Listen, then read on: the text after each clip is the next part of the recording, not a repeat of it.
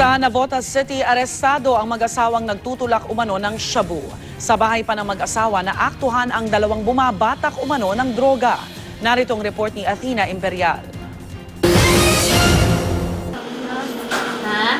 Di napigilang umiyak ng mag-asawang ito habang inaalala ang kalagayan ng tatlo nilang anak matapos silang arestuhin ng Navotas Anti-Illegal Drugs Division sa bahay nila sa barangay NBBS pasado 1:00 ng madaling araw kanina. Arestado ang mag-asawa dahil umano sa pagtutulak ng shabu.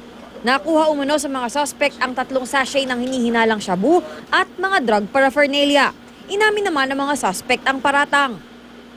Hirap ang buhay eh. Siyempre gusto ko rin mabuhay yung pamilya ko.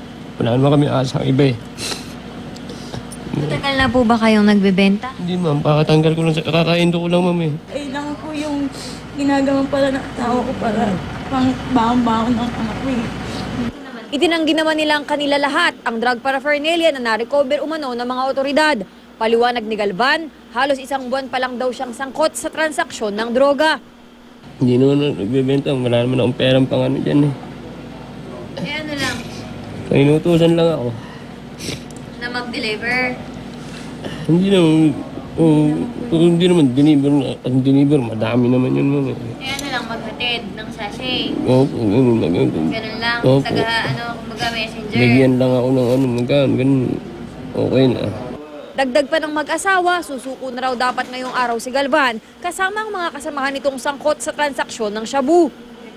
Kasi July 1 pa tayo nagbigay ng informasyon sa mga taong bayan na sumurrender na ang mga drug personalities na to. Pero meron pa rin talaga na hindi naniniwala dito sa programa. Kaya kinakailangan pa natin gamitan ng isang buy-bust operation. Bukod kina Tan at Galvan, inaresto rin ang 2 pang katao na naaktuhang bumabatak umano sa bahay ng mag-asawa. Naharap sa paglabag sa Section 5 at 15 ng Republic Act 9165 ang mga salarin dahil sa pagbebenta at paggamit ng droga. Ito ang unang balita sa Navotas. Athena Imperial reporting.